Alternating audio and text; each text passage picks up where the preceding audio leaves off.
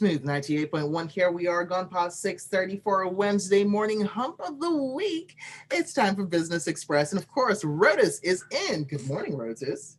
Good morning, Sope. Good morning to all our listeners and YouTube viewers out there. Good to be with you all for a hump of the week. Yes.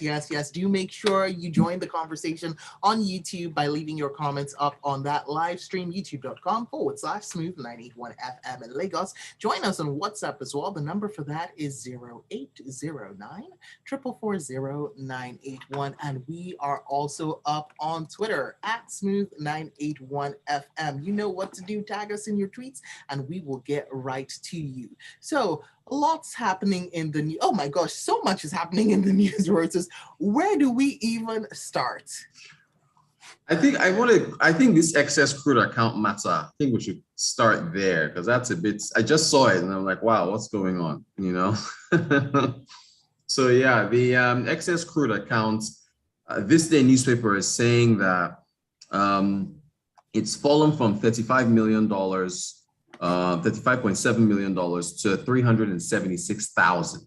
Rotus, you're gonna have to repeat that for us, please, because we can hear you, but we did not understand it. Repeat it. Let it land. So the excess crude account has fallen. The balance has fallen from $35 million to $376,000 as of July 25th. Yeah. A communique was issued at the end of the Federal Accounts Allocation Committee, the FAC, where they meet to disburse proceeds from oil sales to the different levels of government, the states, and so on. So I don't know. There's no reason. Apparently, no reason was given. But if I remember in, I think it was January, where it was January of this year.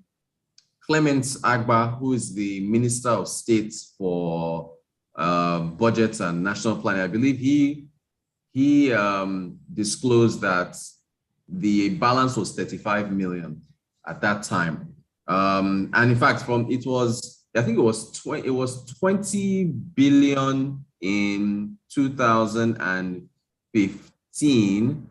Then it fell to about 2 billion or so by 2019. I remember Tolu Ogunlesi, the advisor to the president on new media, he put out a Twitter thread where he was explaining why the balance had fallen, I think from 20 billion to about 2 billion or so, if I remember correctly.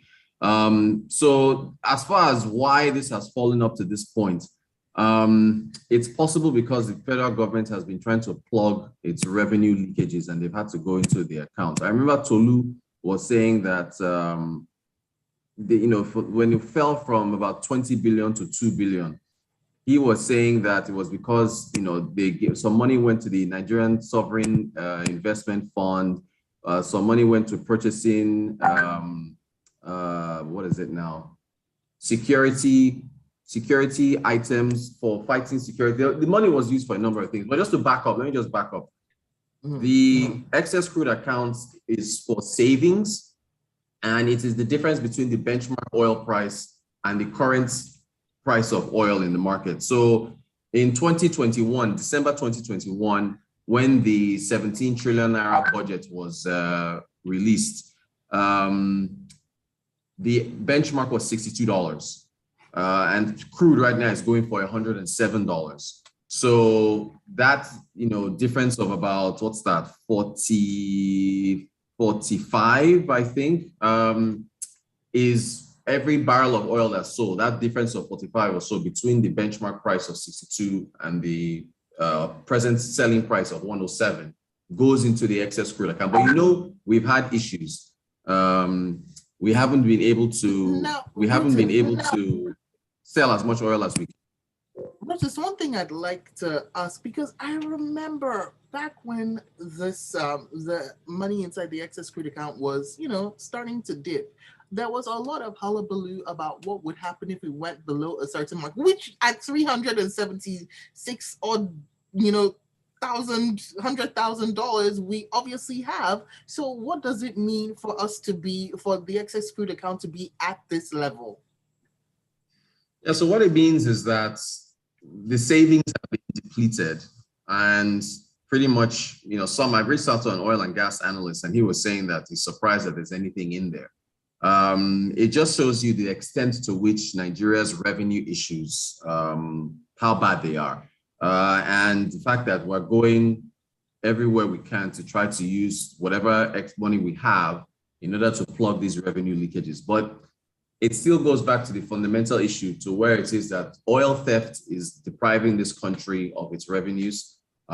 We have not been able to take advantage like the Saudi Arabias of the world. Look at Russia. Russia is using higher oil prices to fund its war despite sanctions. And we're a country where you've got high levels of poverty. We're unfortunately not able to stop this oil theft. I mean, I believe our benchmark oil production target was 1.8 million barrels per day. I think the OPEC quota was about 1.7. We've been doing 1.2 or 1.1. So we're not even meeting our own budget benchmark for oil production because this oil theft is a major issue. You don't have refineries that are working. So it's we need an explanation though.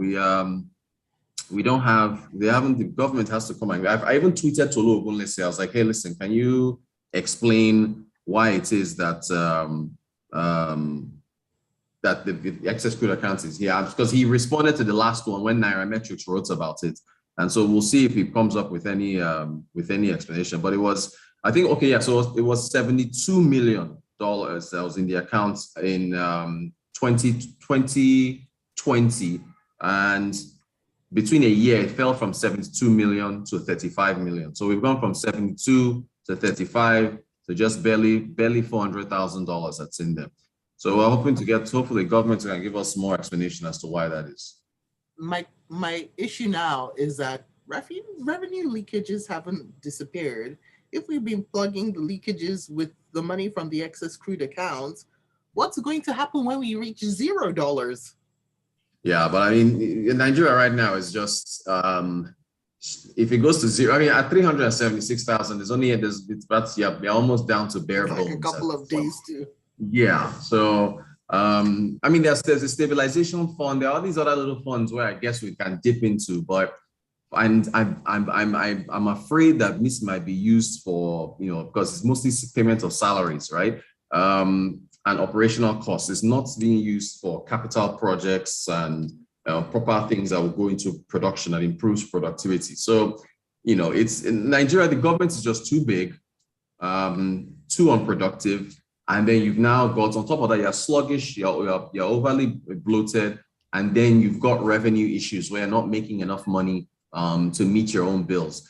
I mean, even what was the news that came out last week? Our debt service, I think for the first January through April was like 1.9 trillion. That's the amount of money we paid to service our debts. Meanwhile, revenue that came in was like 1.6 for that same period. So we're paying more money now. We're essentially borrowing to pay off debts. And so I'm not surprised that you're seeing this figure fall the way it is. There's a fun Sri Lankan way to go. Exactly. We've got messages coming in. Ogano Chuko says, excess crude accounts is diminished due to excessive withdrawal, and the government should create a conducive business environment so as to get revenue from personal income and company taxes. Whilst Ayodeji says, Rotus, you need not ask a man who is broke but has a savings account what happened to the money. That's what he has to say. And do remember, you can also leave your comments up on the live stream on youtube.com/smooth981FM Lagos. Rotus, let's move on. There's too much news and we can't just focus on this huge shrinkage in our excess crude account. We've got to move on. Very true. If you're a bread eater, which is almost all of us, the Premium Bread Makers Association of Nigeria have called off their strike.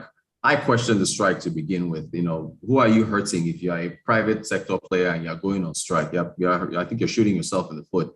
But they were warned of it. They said there was a warning strike for I think last Thursday or so, last Wednesday, and they've called it off and they've decided to raise prices for bread. But the issues that they've raised when it comes to, let me forward this to you, the issues they've raised as to why they went on their warning strike, they said rising costs of baking materials, particularly wheat. Russia, Ukraine, big exporters of wheat.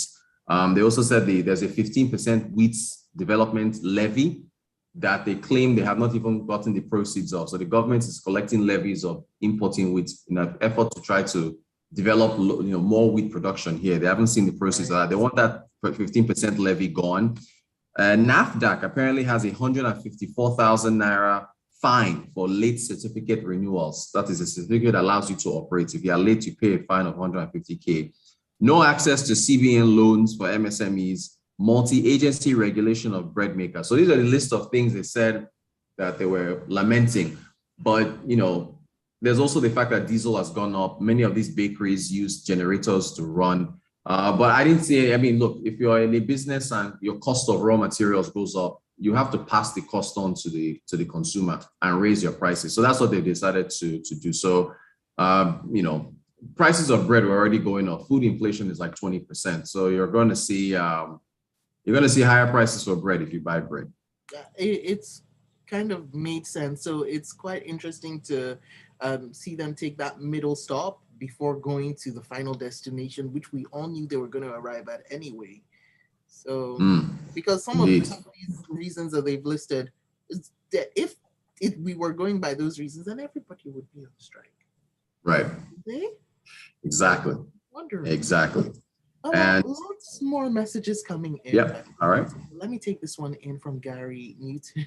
Who said them going on strike was not even noticed in my area.